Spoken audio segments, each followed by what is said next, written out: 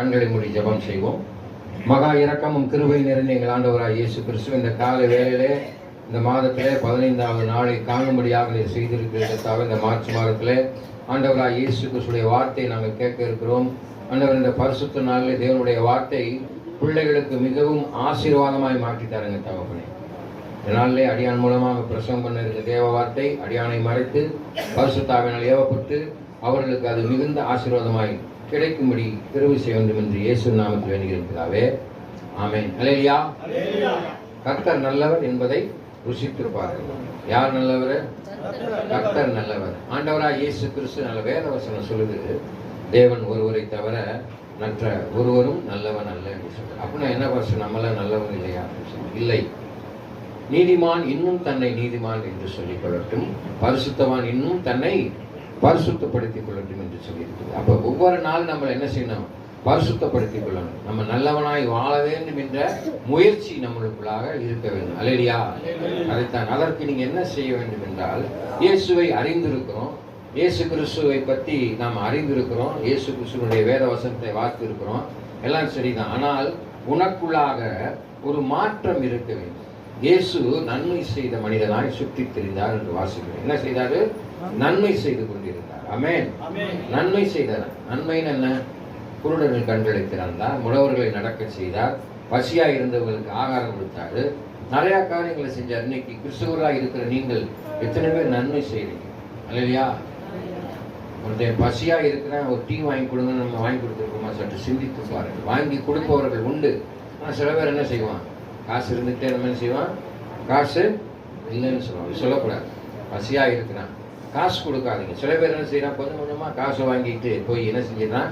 போதை வஸ்துக்கு அடிமையாகி என்ன செய்யறான்? குடிக்க ஆரம்பிக்கிறான். அப்படி இருக்கக்கூடாது. அவருடைய தேவைகள் என்ன? பசிக்குதா? சாப்பாடு வாங்கி கொடுங்க. தாகமா இருக்குதா? டீ வாங்கி கொடுங்க, காஃபி வாங்கி கொடுங்க. அந்த மாதிரி செய்யணும். ஏழைக்கு இறங்குறவன் கர்த்தருக்கு கடன் கொடுக்கிறான். ஆமென். அது எவ்வளவு ஒரு ஆசீர்வாதம் பாருங்களேன். கர்த்தருக்கே நீங்க கடன் கொடுக்கணும்னா அப்ப நீங்க உதவி செய்யணும். உதவி செய்வதற்கு ஒரு மனம் வேணும். உண்மையா இல்லையா? மனசு இருந்தா தான் செய்ய முடியும். அல்லையா? அப்ப உங்களுக்குள்ளாக ஒரு மனம் திரும்புதல் அவசியமாக இருக்குது. இயேசுவை அறிந்திருக்கிறீங்க, இயேசுவை ஏற்றுக்கொண்டு இருக்கிறீங்க, இயேசுவை போல நீங்க நடக்கிறீங்களா அப்படின்னா நீங்க கஷ்டம். அல்லையா? இயேசு தெய்வம் பாஸ்டர், நாங்க எப்படி நடக்கிறது? உண்மைதான். இல்லை, அதுதான் வேதவசனம் சொல்லுது. உங்களுடைய பலவீனத்திலே என்னுடைய பலன் பூர்ணமாக விளங்கும். நம்ம எதுல வீக்கா இருக்கோமோ அதில் ஆண்டவர் சமூகத்தில் சொல்லணும். நம்முடைய பேச்சுல, செயல்படுத்துல நம்ம வீக்கா இருக்கிறோம்னு வச்சுக்கோங்க, சிந்தனையில வீக்கா இருக்கிறோம்னு வச்சுக்கோங்க. ஆண்டவரை என்னுடைய சிந்தனையை பலப்படுத்துங்க, என்னுடைய இருதயத்தை பலப்படுத்துங்க. ஆண்டவர் சொல்றார், முழு இருதயத்தோடு முழு மனதோடு ஆண்டவர் என்ன செய்யணுமா? தேட வேண்டும். ஏனோ தோணா வேண்டும். இப்போ ஆலயத்துக்குள்ள அமர்ந்து இருக்கிறோம். இப்போ உங்களுக்கு நான் இயேசு பற்றி பிரசங்கம் பண்ணிக்கிட்டு இருக்கேன். என்ன செய்யணும்? கவனமாக அந்த வார்த்தையை கேட்க வேண்டும். பள்ளிக்கூடத்தில் நம்ம ஆசிரியர் சொல்லிக் கொடுக்கறத கேட்டால் தான் என்ன செய்ய முடியும்? பாடத்தை பாஸ் பண்ண முடியும். நீங்க இங்கே பரலோக ராஜ்யத்திற்கு போக வேண்டும் என்றால் எங்களை போல ஊழியர்கள் உங்களுக்கு போதிக்கிறாங்க. வேதவசனத்தை சொல்றதனுடைய நோக்கம் என்ன செய்வீங்க? சத்தியத்தை அறிந்து, சத்தியம் தான் உங்களுக்கு விடுதலை ஆக்கும். வேதவசனம் தான் உங்களுக்கு விடுதலை கொடுக்கும். வேதவசனம் அதைத்தான் சொல்லு, சத்தியத்தை அறிவீர்கள், சத்தியம் உங்களை விடுதலை ஆக்கும். நம்ம இங்க உட்கார்ந்துகிட்டே வேற இடத்துல சிந்திக்க கூடாது. அல்லையா? நம்ம உடம்பு இங்க இருக்கும். நீங்க என்னை பார்த்துக்கிட்டு இருப்பீங்க, வாயா செய்கிற பார்ப்பீங்க, எல்லாத்தையும் கவனிப்பீங்க. ஆனால் உங்களுடைய சிந்தனை என்னவா இருக்கும்? வேற பங்கு போயிடக்கூடாது. அல்லையா? இங்கதான் இருக்கணும். ஒரு நிலைப்பட வேண்டும். அதான் முழு மனதோடு முழு இருதயத்தோடு அவனுடைய வார்த்தைய கேட்கணும். மனம் திரும்புதல். மனம் திரும்பினாதான் பரலோக ராஜ்யத்துக்கு போக முடியும். மனம் திரும்புதல் இல்லாம பரலோக ராஜ்யத்துக்கு போகவே முடியாது. என்னையும் சேர்த்து தான் சொல்றேன். அல்லையா? அப்போ ஒவ்வொரு நாளும் நம்மளை என்ன செய்யணும்? பரிசுத்தப்படுத்தி கொண்டே வர வேண்டும். அதான் நீதிமான் இன்னும் தன்னை நீதிமான் என்று சொல்லிக் கொள்ளட்டும், பரிசுத்தவான் இன்னும் தன்னை பரிசுத்தப்படுத்திக் கொள்ளட்டும். அப்ப மனம் திரும்புதலுடைய நோக்கம் என்னன்னு பாத்தீங்கன்னா, நீ அறியாததும் உனக்கு எட்டாததுமான பெரிய காரியங்களை செய்வார்.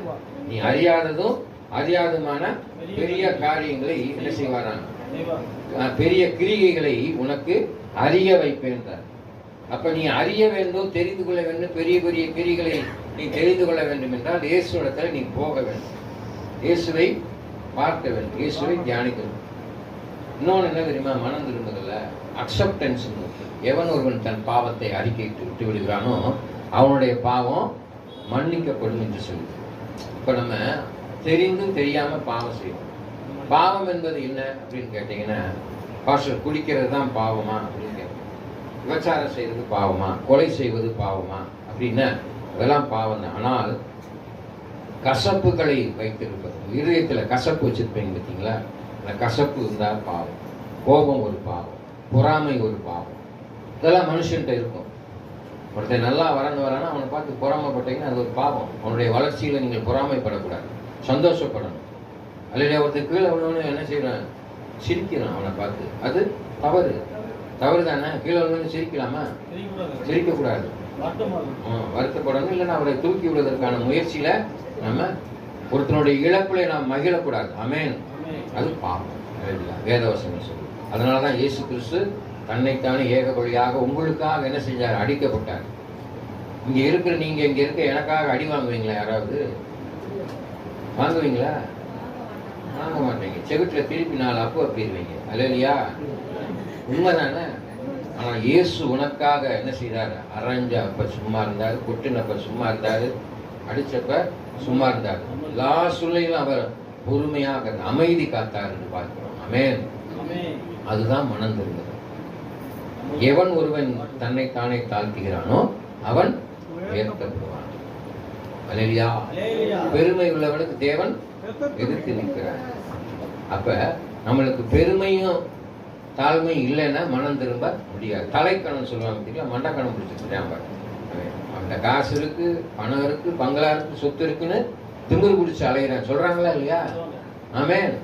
ஏழைகளை பார்த்தா அற்பமா இருந்தான். இன்னைக்கு ஊழியர்கள்ல சபைகள்ல கூட பாகுபாடு இருக்கு. தாழ்ந்தவங்க ஜாதி, கீழ் ஜாதி, மேல் ஜாதி, அப்படி இருக்கக்கூடாது. தோல் உரிக்கப்பட்டவர்களா இங்க அமர்ந்திருக்க எல்லாரும் இயேசுனுடைய பிள்ளைகள். ஆமென். இல்லையா? உண்மைதானே. எல்லாருக்கும் ஒரே கண்ணு, மூக்கு, வாய் இருக்காது, அதெல்லாம் ஒரே மாதிரி தானே இருக்கு. எனக்கு மாத்திரம் 2 கை இருக்கா? 2 கைக்கு மேல இன்னும் 2 கை இருக்கா? 4 கை இருக்கா? இல்ல, எல்லாரும் ஒரே மாதிரி, ஒரே சிவப்பு ரத்தம். புளு ரத்தமா இருக்கா? பாஸ்டருக்கு கிடையாது, எல்லாருக்கும் சிவப்பு ரத்தம். ஆமென். அப்ப அந்த வேதம் என்ன சொல்லுது பாருங்களேன். யாத்திராம புஸ்தகம் 9ஆம் அதிகாரம் 27, 28. அங்கே பார்வோனுடைய அனுபவத்தை குறித்து அங்கே சொல்லப்பட்டிருக்கிறோம். இப்ப என்னுடைய அனுபவத்தை குறித்து நான் ஒரு சில காரியங்கள் சொல்வதை போல வேதவசனத்துல பார்வன் ஒரு ராஜா இருந்தான். இந்த ராஜா யாரு? பார்வன் யாரு? யாராவது சொல்ல முடியுமா? பார்வோன் எகிப்து ராஜா. அவனுடைய அனுபவத்தை குறித்து பாருங்க, வாசிங்க. யாத்திரா புஸ்தகம் 9ஆம் அதிகாரம் 27, 28. கொஞ்சம் சத்தமா வாசிங்க. பார்வோன் என்ன செய்யறான்? மோசேயும் ஆரோனை அழைப்பித்து, நான் இந்த ஐயா அதை வாங்கி வைங்க, அங்க அவர்கிட்ட கேமரா எடுத்துக்கிட்டு இருக்கோம். நானும் என் ஜனமும் துன்மார்க்கர், இது போதும். இந்த மகா இடி முழக்கங்களும் கல்மலையும் ஒளியும்படிக்கு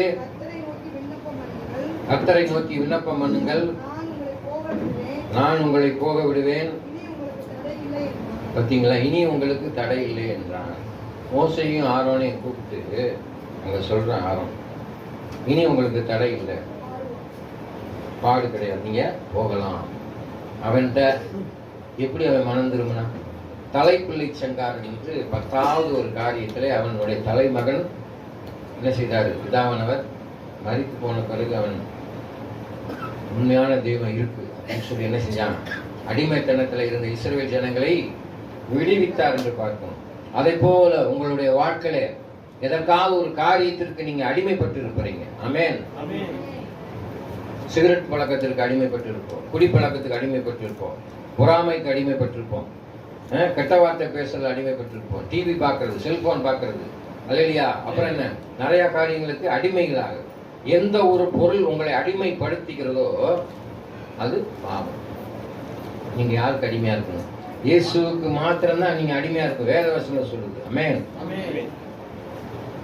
எனக்கு அடிமையா இருக்கவங்க தான் எனக்கு பாத்திரம் இல்லைன்னா எனக்கு பாத்திரம் இல்லை என்று வேதவசனம் சொல்லுது. ஆமென்.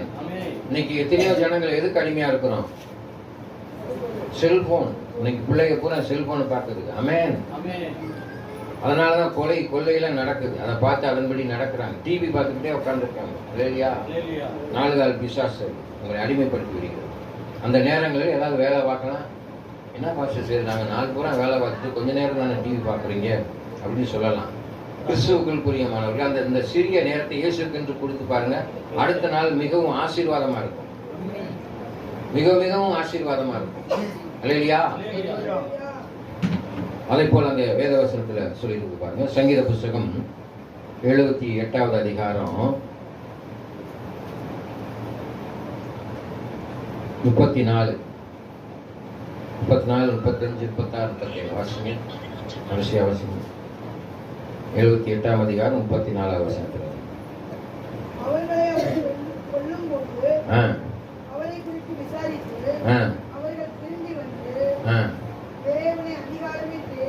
தேவனை பத்தீங்களா என்ன செய்யறாங்க? அதிகாலமே தேடி. தேவன் யாரா இருக்காரு? கண்மலையா இருக்கிறாரு. உன்னதமான தேவனுடைய மீட்பர் என்றும் நினைவு கூர்ந்தார்கள். பார்த்தீங்களா? நம்ம என்னதான் தெரிஞ்சிருந்தாலும் வாயினால என்ன செஞ்சிடறோம்?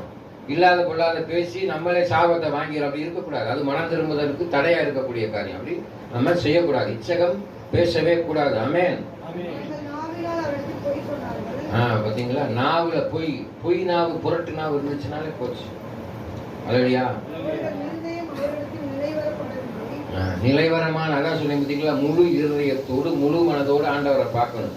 ஏனோ ஆண்டு என்று இருக்கக்கூடாது. நிலையில்லாத மதில் மேல் உள்ள பூனையை போல இருக்கக்கூடாது. ஆமென். அந்த பூனை என்ன செய்யுமா? இங்கிருத்தவுமா அங்கிருத்தவுமா நினைக்க அப்படி இருக்கக்கூடாது. ஒரே இடத்துல இருக்கணும். இயேசுதான் என் வாழ்க்கையில அற்புதம் செய்வார், ஏன் இயேசுதான் என் வாழ்க்கையில எல்லாமே சொல்லி ஒரு மனதோடு இருக்கணும். ஆமென். பார்த்தீங்களா? இயேசுக்கு சொல்ல உடன்படிக்கை, உங்களுக்கு ஒரு உடன்படிக்கை கொடுத்திருக்கிறார். ஆமென். 10 கற்பனைகளை உடன்படிக்கையா கொடுத்திருக்கிறார். ஆமென். அதுல என்னவா இருக்கணும்? நம்ம உண்மையா இருக்கணும். இரக்கம் உள்ளவராய். பார்த்தீங்களா? அவர் அக்கிரமணத்தை மன்னித்தார்,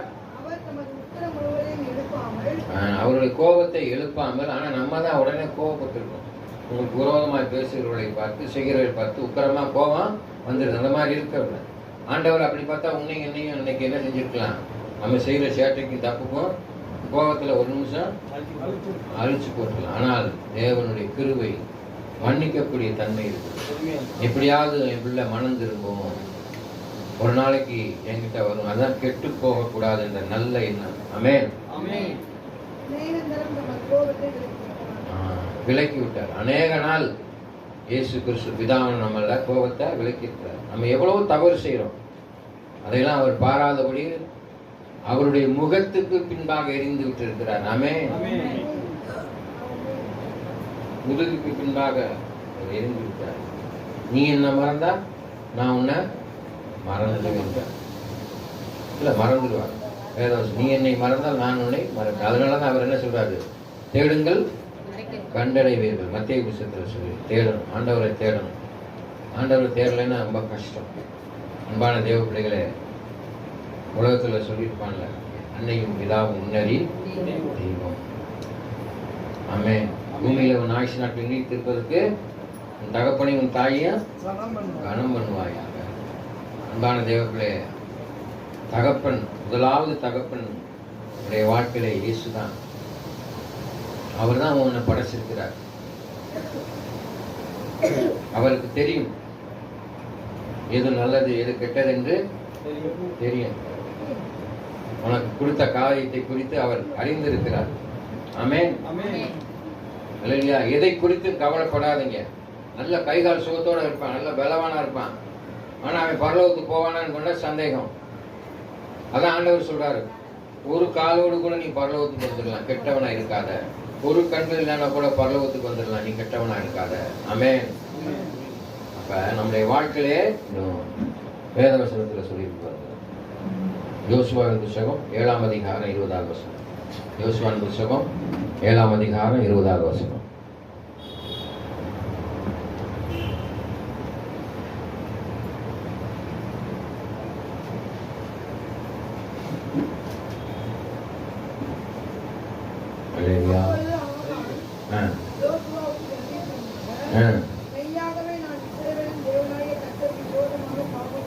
பார்த்தீங்களா, மெய்யாகவே நான் இஸ்ரவேலின் தேவனுக்கு விரோதமாக பாவம் செய்தேன். என்ன பிரகாரம் செய்கிறாரு? என்ன செஞ்சேன்னு அவர் சொல்றாரு. நீ சொல்லுவியா அன்னைக்கு? அல்லேலூயா. அன்பான தேவ பிள்ளைகளே, நீ செய்யற பாவத்தை இந்த உலகத்துல இருக்கிற பாஸ்ட் நான் பார்க்க முடியாது, உங்க அப்பா அம்மா பார்க்க முடியாது, உன் நண்பன் பார்க்க முடியாது நீ என்ன செய்யறது. ஆனால் ஆண்டவருக்கு தெரியும், அவர் பார்த்துருவாரு. ஆமென். மறைக்க முடியாது. பரத்தில் இருந்து என் கண்கள் நோக்கிய வண்ணமா இருக்கிறது. உற்று நோக்கி பார்த்துக்கிட்டே இருக்கார். ஈச் அண்ட் எவ்ரி செகண்ட், ஒவ்வொரு வினாடி பொழுதும் அவர் உங்களை மாத்திக்கிட்டே இருக்காரு. ஆமென். கவனமா இருக்கணும். எத்தனை பேர் மனம் திரும்பணும்னு விரும்புறோம்? அமைதியா இருக்கீங்க. யாருமே மனம் திரும்பணும்னு நினைக்கலையா? மனம் திரும்பினா தான் பரலோகத்துக்கு போக முடியும். மனம் திரும்புதல் இல்லைன்னா போக முடியாது. மனம் திரும்புதல் எதை குறிக்கும்? நம்முடைய நடை உடை பாவனை குறிக்கும். நம்மளுடைய கேரக்டரை ஐடென்டிஃபை பண்ணும். ஆமென். எப்படிப்பட்ட குணாதிசயங்கள் உடையவர்களா இருக்கிறோமா? அவன் பெரிய கோபக்காரையா, அவன் பெரிய குடிகாரையா, அவன் பெரிய ரவுடியா அப்படியா சொல்றது? நல்லவன், அநேகருக்கு உதவி செய்யக்கூடியவன், அப்படி இருக்கணும். அதான் மனம் திரும்புதல். உதாரணம் உங்களை குறித்த சாட்சி. அல்லேலூயா. நான் ஒரு நேரத்துல சொல்வது, ஒரு மனிதன் மரித்து போனால் அந்த இறுதி ஆராதனை கூட்டத்தில் எவ்வளவு ஜனங்கள் இருக்காங்கன்னு பார்த்தோம்னா அதை வச்சு அவர் என்ன நல்லவரா கெட்டவரா என்று சொல்லி தெரிந்து கொள்ள மேல். கொஞ்சம் பேர் இருந்தாலும் அந்த ஆளுக்கு நன்மை செய்யலாம். மிகுதியான கூட்டம் இருந்துச்சுன்னு வச்சுக்கோங்க, அநேக பேருக்கு நன்மை செய்திருக்கிறார்கள். இல்லையா? அதை வச்சு கண்டுபிடிச்சேன். சும்மா உலகப்புறமான ஒரு காரியத்தை சொல்றேன். இல்லையா? அவர் நல்லவராக இருக்கலாம், கெட்டவராக இருக்கலாம், நம்ம நியாயம் இருக்க முடியாது. இல்லையா? சோ ஒரு உதாரணத்துக்கு சொன்னேன் உங்களுக்கு. இல்லையா? நல்ல ஆரம்பத்தில் சொன்னேன், தேவன் ஒருவனை தவிர மற்ற ஒருவனும் நல்லவன் அல்ல. அப்ப நல்லவனாக இருக்க வேண்டும் என்றால் நீங்கள் மனம் திரும்புதல் மிகவும் அவசியமாக இருக்கு. சங்கீத புஸ்தகம் 38:18 வாசி பார்த்தீங்கன்னா சங்கீத புஸ்தகம் 38வது அதிகாரம் 18வது வசனத்துல. அல்லேலூயா.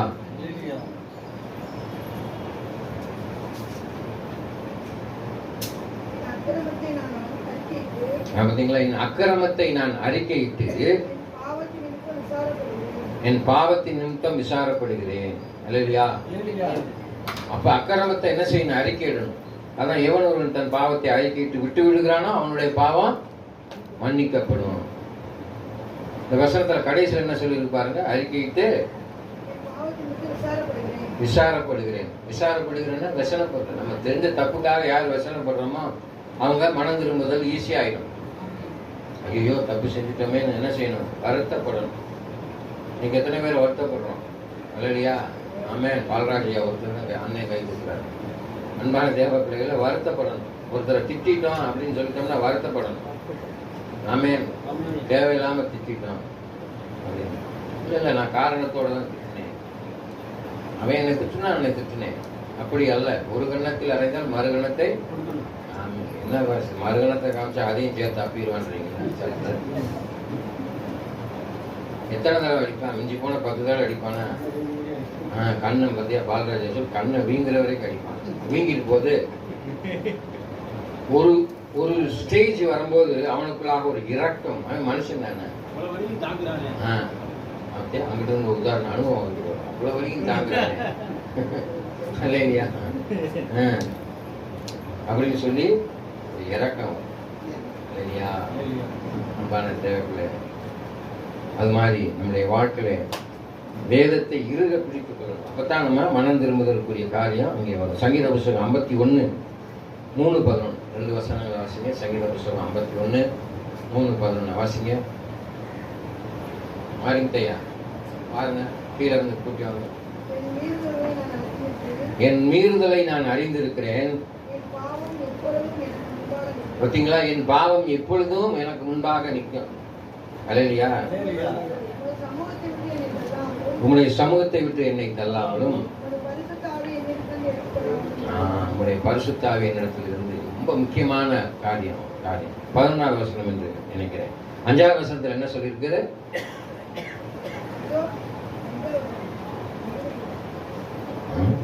51:3 சாரி மன்னிக்கும் 3வது.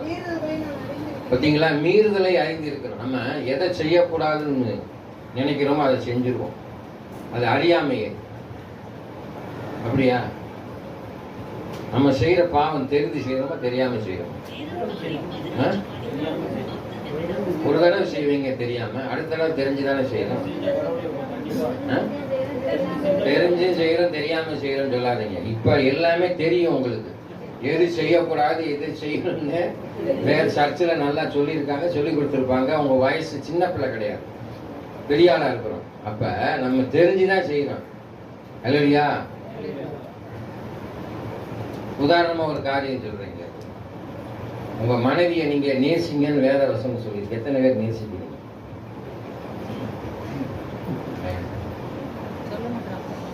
ஒரு சில பேர் தான் கை கொடுக்குறீங்க.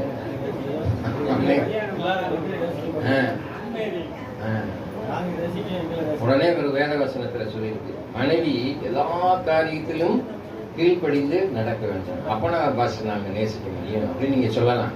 அன்பான தேவ பிள்ளைகளே, ஒரு உதாரணம் சொல்றீங்க. புசிக்க கூடாத கனியை புசிக்கும்படியாக சர்ப்பமானது ஏவாளை வஞ்சித்து அந்த பழத்தை என்ன செய்து அவளுக்கு கொடுத்து அவள் சாப்பிட்டா.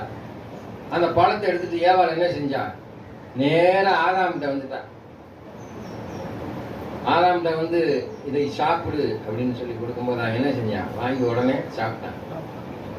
அவனுக்கு தெரியும்ல, பார்த்தாலே தெரியும் இது ஆண்டவர் பூசிக்கக்கூடாதுன்னு சொன்ன கனி, இதை கடைசி தின்னுதான் நம்மளுக்கு கொடுக்குறா அப்படின்னு சொல்லி. அப்ப ஏவாள் மீது எவ்வளவு அன்பு வச்சிருப்பார் பாருங்க. தெரிந்தே அவர் பாவம் செய்கிறார்.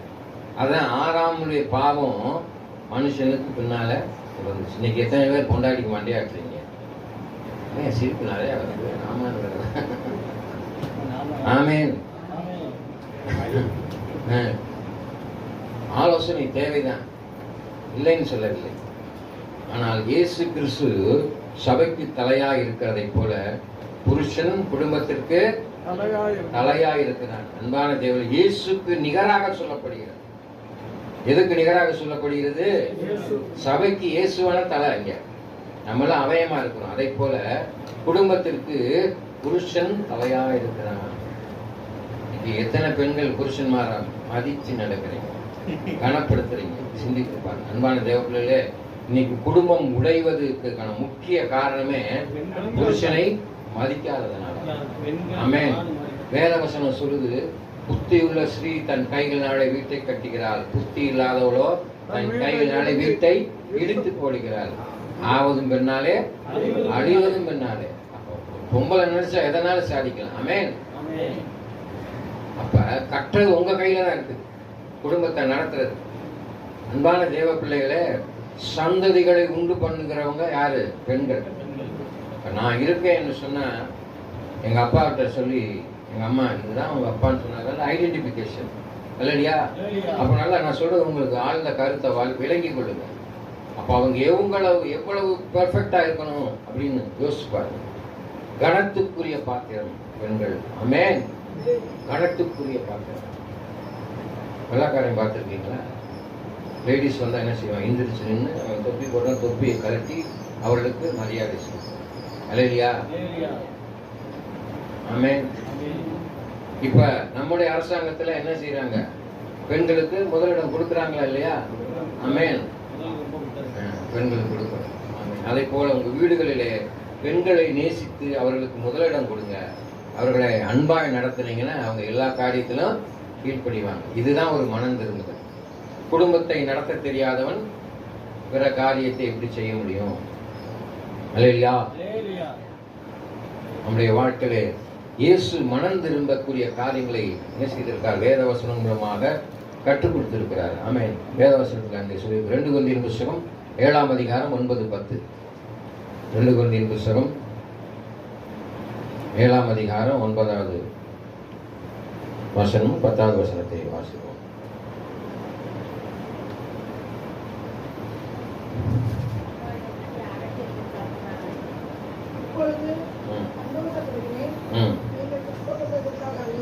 நீங்கள் துக்கப்பட்டதற்காக அல்ல, மனம் திரும்புவதற்கு ஏதுவாக துக்கப்பட்டதற்காகவே சந்தோஷப்படுகிறேன். நீங்கள் ஒன்றிலும் எங்களால் நஷ்டப்படாதபடிக்கு தேவனுக்கு ஏற்ற துக்கம் அடங்கீர்களே. தேவனுக்கு ஏற்ற துக்கம் மனஸ்தாபப்படுத்துறதுக்கு இடமில்லாமல். பாத்தீங்களா? அப்ப மனஸ்தாபத்துக்கு ஏடுனா ரட்சிப்புக்கான துக்கம் தான் உங்களுக்கு இருக்குது. அல்லேலூயா. மனம் திரும்பலை உண்டாக்குகிறது. லௌகிக துக்கமோ பாத்தீங்களா, உலகப்பரமான துக்கம், தேவையில்லாததுக்கெல்லாம் நம்ம துக்கப்படுறோம். ஆமென். அப்படிப்பட்ட காரியத்துக்கு துக்கப்படக்கூடாது. தப்பு செஞ்சுட்டேன், அந்த தப்புல இருந்து என்னை மீட்டெடுங்க ஆண்டவரே, அந்த மாதிரியான காரியத்துக்கு இன்னைக்கு தைரியமா தவறு செய்யறோம். அப்படி செய்யக்கூடாது. ஆமென். இன்னைக்கு எத்தனையோ இடங்கள்ல பாத்தீங்கன்னா மனைவிக்கு தெரியாம என்ன செய்யறாங்க, குடிச்சிட்டு வந்துடுறாங்க. மனைவிக்கு தெரியாம அநேக காரியங்களை செய்யறாங்க. அது துக்கத்துக்குரிய காரியம். அவர்களுக்கல்ல எல்லா காரியத்திலும் நம்ம அவர் பெண்கள் புருஷனுக்கு விரோதமான தவறுகளை செய்து வருகிறார்கள். ஆமென். தேவனுடைய காரியத்திற்கு விரோதமானது. அது கல்யாண மஞ்சத்தை அசுஸ்திப்படுத்துவதாக இருக்கும். ஆமென். அப்படிப்பட்ட காரியங்களை நாம் ஈடுபடக்கூடாது. ஆமென். கர்த்தர் நல்லவராக இருக்கிறார். இறுதியாக ஒரு சில வசனங்களை வாசி. அப்போஸ்தலர் புத்தகம் 2ஆம் அதிகாரம் 38வது வசனம். 2:38.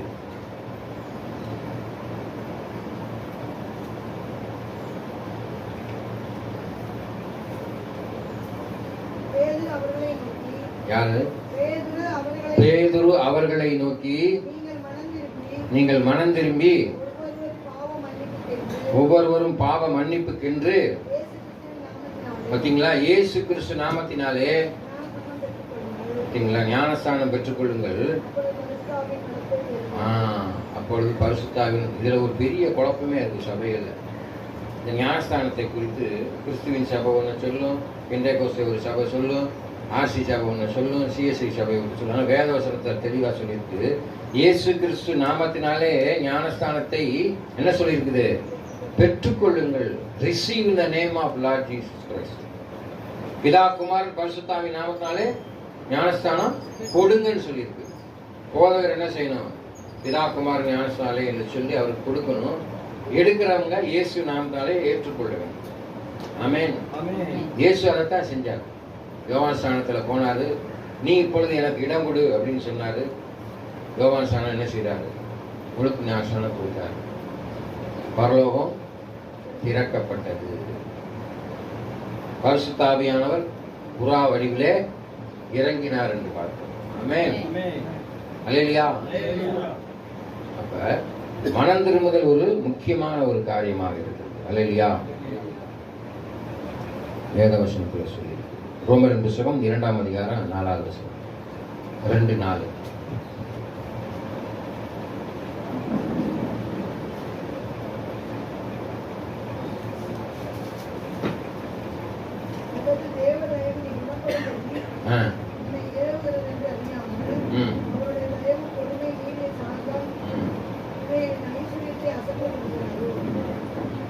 எதெல்லாம் அசட்டை பண்றோம்? பார்த்தீங்களா? தயவு, பொறுமை, நீடிய சாந்தம். பார்த்தீங்களா? ஐஸ்வர்யம் என்பது பணம் அல்ல, பொருள் அல்ல. நீடிய சாந்தம், பொறுமை, தயவு. தேவ தயவு இல்லாம இந்த உலகத்துல நீ நாள் வாழவே முடியாது. இன்னைக்கு நான் ஜீவனோட பேசிக்கிட்டு இருக்கேன். தேவ தயவு இருக்கிறனாலதான் நின்று பேசுறேன். தேவ தயவு இருக்கனாலதான் நீங்க உட்காந்து கேட்டுக்கிட்டு இருக்கீங்க. தேவ தயவு இல்லைன்னா இன்னைக்கு நம்ம உயிரோட இருக்க முடியாது. நீடிய பொறுமை வேணும். ஆமென். அல்லேலூயா.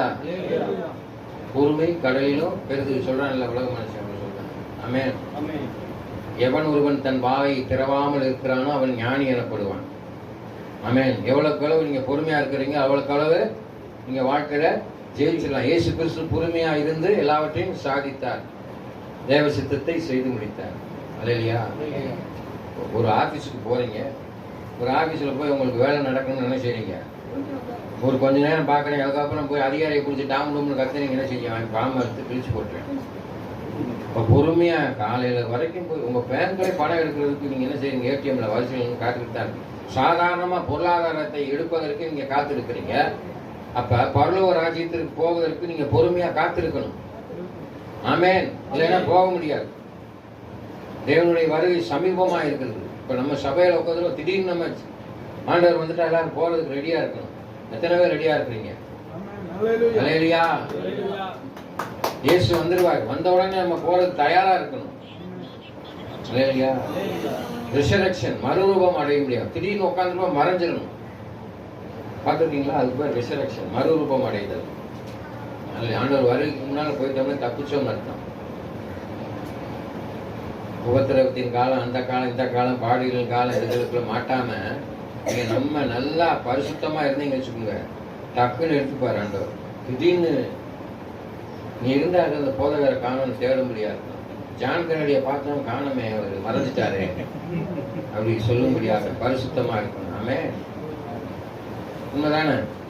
அல்லேலூயா, அல்லேலூயா. நான் மெதுவா சொன்னா நீங்க மெதுவா சொல்லுவீங்க. அல்லேலூயா. கண்களை மூடி ஜெபம் செய்வோம். மகா இரக்கமும் கிருபையும் நிறைந்த எங்கள் ஆண்டவராகிய இயேசு கிறிஸ்துவே, இந்த காலை வேளைக்கு நம்முடைய சுமத்தில் வருகிறோம். மனிதன் அப்பத்தினால் மாத்திரமல்ல, தேவனுடைய வாயிலிருந்து புறப்படுகிற ஒவ்வொரு வார்த்தையை நான் பிழைப்பான் என்று சொல்லியிருக்கேன். இந்த நாளிலே அடியான் மூலமாக பிரசங்கம் பண்ணப்பட்ட தேவ வார்த்தை ஆலயத்துக்குள்ளாக அமர்ந்திருக்கிற பிள்ளைகளுக்கு, ஒளிபரிப்பு மூலமாய் வெளியே கேட்டுக்கொண்டிருக்கிற ஒவ்வொரு தேவ பிள்ளைகளுக்கும் அது மிகுந்த ஆசீர்வாதமாய் மாற்றிட்டாருங்க. அவர்கள் இங்கிருந்து கடந்து சொல்லும் பொழுது மனம் திரும்புதலோடு இயேசு கிறிஸ்துவை நான் ஏற்றுக்கொண்டேன், இயேசுவை போல நான் நடக்கப் போகிறேன், என் வாழ்க்கையில் ஒரு மாற்றம் உண்டாவதாக, தேவ கிருபை, தேவ தயவு, தேவ பிரசன்னம் என்னை வழிநடத்தும்படியாக தேவனின் வாழ்க்கையை அற்புதம் செய்தார் என்று சொல்லும்படியாக கிருபை செய்யுங்க தகப்பனே. வந்திருக்கிற ஒவ்வொரு தேவ பிள்ளைகளை ஆசீர்வதிங்க. பிள்ளைகளுடைய தேவைகள் சந்திக்கப்படுவதாக. இந்த இடத்துல நாங்கள் சபையாய் கூடியிருக்கிறோம் தகப்பனே. நாங்கள் கூடியதன் நோக்கம் நிறைவேறும்படியாக கிருபை செய்யுங்க ஆண்டவரே. நாங்கள் அனைவரும் உங்களுடைய ராஜ்யத்திலே காணும்படியாக எங்களை பரிசுத்தப்படுத்துங்க. பரிசுத்தம் இல்லாமல் ஒருவனும் தேவனை தரிசிக்க முடியாதுன்னு சொன்ன வாக்குத்தத்தத்தின்படி ஆண்டவரே வந்திருக்கிற பிள்ளைகளை பரிசுத்தப்படுத்தி, பலப்படுத்தி, சிறப்படுத்தி அவர்களை ஆசீர்வதிக்க வேண்டும் என்று இயேசு கிறிஸ்துவின் இன்ப நாமத்தில் வேண்டிக் கொள்கிறேன் எங்கள் ஜீவன தகப்பனே. ஆமென். ஆமென். என் ஆத்மாவே கர்த்தரை சோதரி, என் முழுமையான பரிசுத்த நாமத்தை சோதரி, என் ஆத்மாவே கர்த்தரை சோதரி. கர்த்தர் செய்த சகல உபகாரங்களை மறவாதே. ஆமென். ஆண்டவராகிய இயேசு கிறிஸ்துவின் பெருமையும் பிதாவே தேவனுடைய அன்பும் பரிசுத்த ஆவியான அன்பிற்கும் இப்பொழுதும் சதா காலம் இருப்பதாக. ஆமென். கர்த்தர் தாமே ஆசீர்வதிப்பார். அப்படியே அமர்ந்து கொள்ளுங்க.